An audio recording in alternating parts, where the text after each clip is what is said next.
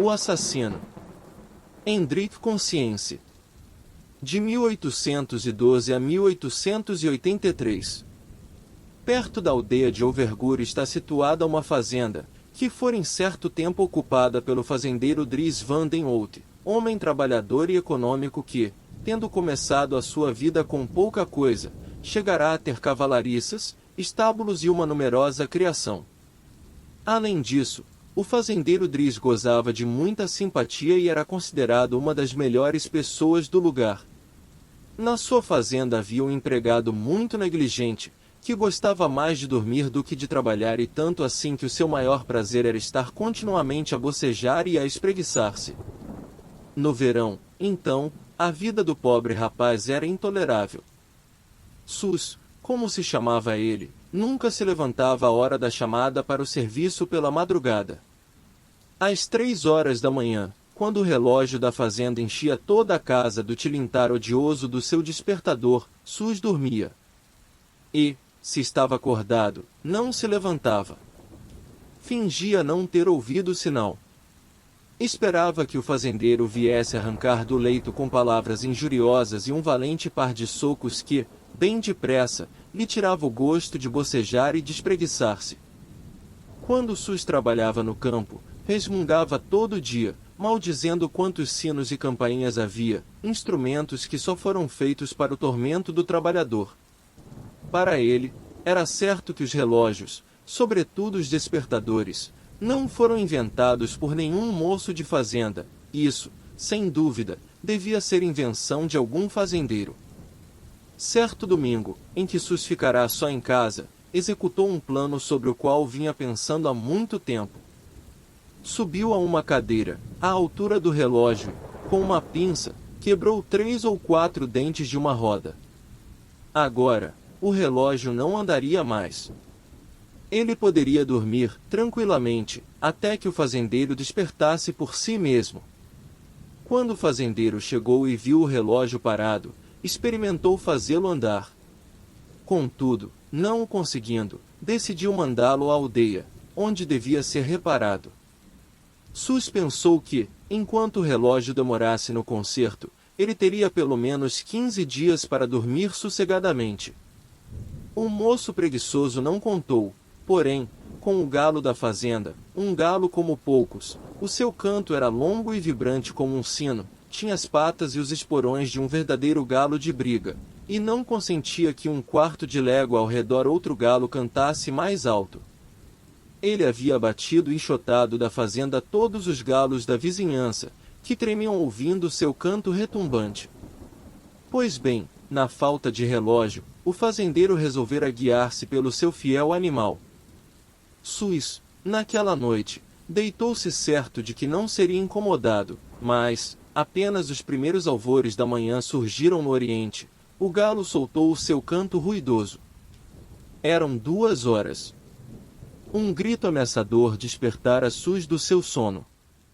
Ah! Sus, preguiçoso, o galo já cantou. Sus sentiu o fazendeiro aproximar-se do seu leito para lhe aplicar os 2 socos do costume, e saltou da cama atordoado. Todo aquele dia Sus proferira pragas contra o pobre animal, desejando mesmo que um grão de milho se lhe atravessasse na garganta e o sufocasse. Em todo caso, naqueles 3 dias que se seguiram, Sus levantou-se cedo.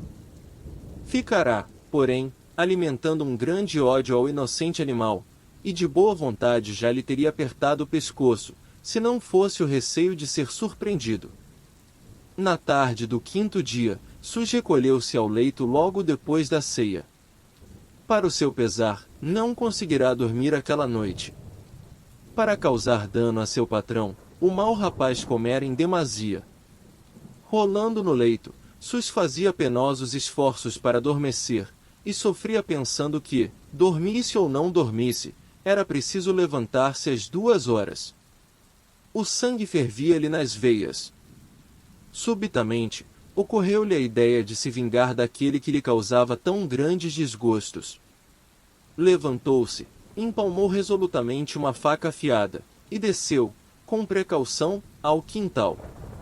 A noite estava profundamente escura, O inferno parecia favorecer seu sanguinário plano. Sua esposa, ouvido um instante à porta do fundo para se certificar de que o fazendeiro dormia, passou ainda uma vez a lâmina da faca na palma da mão, como para afiá-la, e dirigiu-se ao galinheiro. Um horrível sorriso lhe contraía a máscara. O celerado antegozava o crime que o devia vingar. Todavia, foi tremendo que ele entrou no galinheiro, esgueirando-se por uma abertura que ele conhecia. O galo estava no seu poleiro, a cabeça entre as asas. O pobre animal não suspeitava do perigo que o ameaçava, dormia tranquilamente, sonhando, talvez, com a franguinha que ele vira na véspera no terreno da fazenda vizinha. Sui sabia bem o lugar onde o galo se empoleirava. Podia, portanto, no meio das trevas, agarrá-lo sem hesitação. Contudo, ficou algum tempo a refletir como havia de segurá-lo e o matar sem que ele pudesse soltar um grito. De repente, ouviu uma voz e empalideceu de terror. Fora um rouxinol que cantara numa árvore vizinha. Sus praguejou uma sangrenta ameaça contra o amoroso cantor, que assim perturbava o repouso da noite, e deu um passo à frente para consumar a sua vingança. Vibrando de ódio e de inquietação, aproximou-se cautelosamente do fundo do galinheiro, agarrou com a mão esquerda o pescoço do galo, a ponto de estrangulá-lo, e, com a direita, atravessou-lhe o corpo com a faca. Nesse instante, uma voz formidável feriu os ouvidos do celerado e o sangue lhe gelou nas veias. Era o sino da aldeia que tocava à meia-noite. Aquele som reboava lugubremente. O criminoso, tomado de inexprimível agitação, arrancou algumas penas do corpo da vítima, espalhou-as ao redor e saiu correndo do galinheiro, levando o cadáver. Parou no fundo do jardim e respirou com esforço, como um homem oprimido pelo medo. Em seguida, escondeu o corpo do galo numa moita e foi lavar, no rio, o sangue que lhe sujava as mãos. No dia seguinte, o fazendeiro devia pensar que o galo fora comido por uma raposa. Sus voltou à casa, possuído de terror e presa de mortal emoção, atirou-se ao leito, abatido pela fadiga e pelo remorso. A sua punição, porém, não tardou. A voz da consciência não lhe permitia conciliar o sono. Quando ia adormecendo, cheio de cansaço, uma crise nervosa lhe sacudia o corpo e o despertava em sobressalto. Por fim, um sono pesado, um doloroso entorpecimento, pior do que a febre, se apoderou dele. Naquela manhã, eram já 4 horas e um silêncio de morte reinava na fazenda. O fazendeiro foi o primeiro a despertar e se admirou da claridade que enchia o seu aposento. Levantou-se apressadamente, correu ao galinheiro e lá encontrou o chão coberto das penas do seu fiel animal. Sus fora arrancado do leito e acusado pelo desaparecimento do galo.